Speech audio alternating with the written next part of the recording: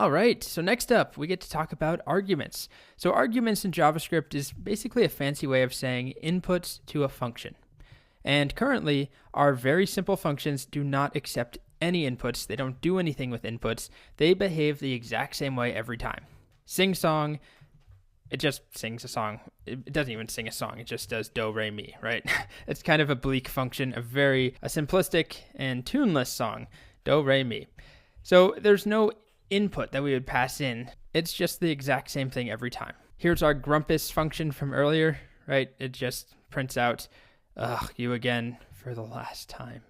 Leave me alone. I like to diagram and imagine functions as a little machine where we call it. We pass nothing in this case. There's no inputs to our grumpus machine, but we get out these angry console.logs. Or here's another example. We could write a function called greet, be nice and simple.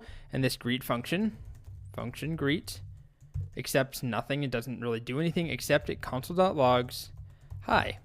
Okay? I'm going to just comment out all of our sing songs here. And if we were to execute greet, I refresh the page, we get hi. Every time I call greet, it's exactly the same thing. But what I'd like to do, a lot of the time at least, is write functions that accept inputs. So I could do something like greet Tim, greet Anya, and we get a different output from our machine. Hi Tim, hi Anya. So nothing revolutionary, but that input does impact what we get out. Or if you go back to that example I talked about, the roll die function, if I could specify I want to roll a single die. Jeez, keeps tripping me up. A single die that's 6-sided or 20-sided or 12-sided, that would be an input, and that would have a pretty significant impact on what we get out. So again, this term arguments refers to the actual value right here. This is an argument, Tim. Anya is an argument. Or here's another example of a function. This is one we could write called average, and we can pass in multiple arguments. And it should give us as its output, the average of those values. So 20 and 25, we get 22.5.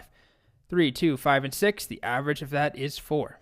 Assuming that I didn't screw up my math here when I was making these slides. So the concept here, again, arguments, is nothing actually new to us. We've been working with arguments. We've passed arguments in to built-in methods, things like index of, right? That is an argument right here. What we're looking for in this case is the letter H. What is the index of H in hello? What is the index of O in hello? Index of. There's so many things we've done, like, some array. Let's do 1, 2, 3 dot push 4. Oh my goodness, can't even get the syntax correct, right? We just pushed on 4, or 4, 5, 6. Technically, we can't actually see it because I didn't save it to a variable, but we've seen this before where we have things like that, nums.push 5, 6, 7. All of those values have now been pushed on to an array, nums. That is an example of passing inputs to a function. In this case, it's not one we wrote, it's just push. Console.log, right? We use that all the time.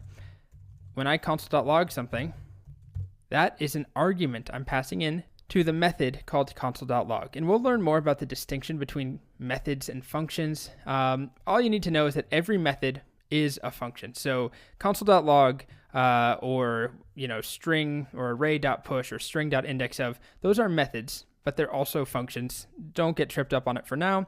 Focus on this concept of arguments. They are inputs we pass in. So how do we do this? How do we define our own arguments? Well, inside of our function definition, inside of the parentheses, we add in some variable name. It's actually something we call a parameter. And we can give it any name we want, but it should be something, first of all, that is allowed in JavaScript. So don't do function or if or let. But it should also mean something. So generally, I would avoid something like X or Y or Z. Sometimes there are situations where that makes sense. Like if you're just adding two numbers, X and Y, I guess it's okay. But whatever we put in here, it is just going to hold the value of an argument that is passed to our function. So in this case, greet accepts a person or a name or whatever we want to call this right here. That has to be passed in when you execute greet. So if we call greet Aria, person will be Aria. If we call greet Ned, person will be Ned. So let's try that.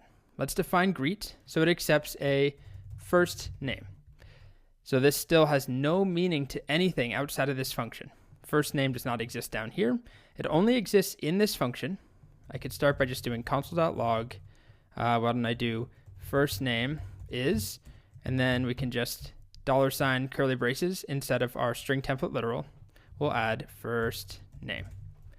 Okay, and then I'll call greet. So I'll refresh the page, greet, and I'll pass in, how about Elvis? Just like that. And there we go. First name is Elvis. So whatever name we put here, I could call this something else. I could call this, I don't know, idiot person. It's very rude. As long as I use idiot person, really it should be camel cased if we're being consistent with JavaScript conventions.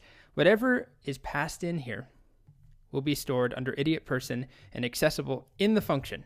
So we'll try that one more time. This time, if I greet Elvis, still the exact same thing. Although I wrote first name, it technically is not first name anymore. It's idiot person. But let's go back. That is just so rude of me. Now, it's important to understand that this has no sort of smartness or logic about it. It's just going to hold whatever we pass in first.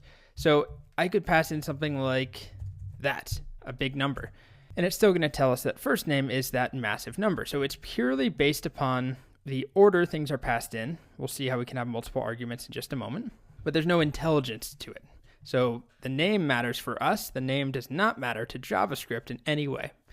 So let's, instead of just doing first name is first name, let's get rid of that and do a console.log where we just greet somebody by their first name. So, hey there, comma, and then $ and a string template literal, curly braces, first name, and then maybe an exclamation point at the end. So now when I call greet Elvis, we get, hey there, Elvis. If I call greet on our massive number, hey there, massive number. What happens if I don't pass anything in? Do we get an error? If I just do greet, what do you think? Nope, we get undefined. So if an expected argument is not passed in, if it's not provided, it's going to have a value of undefined.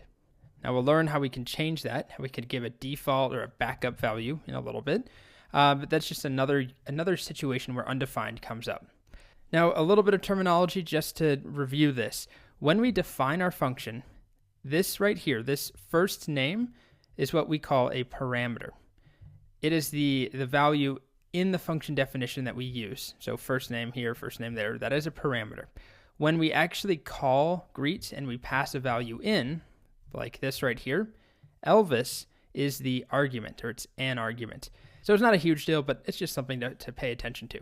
So argument is what we pass inside the parentheses when we execute, and the parameter, or a parameter, is just this placeholder-y variable that we define for use inside of our function definition. So next up, we'll get a lot more practice with arguments.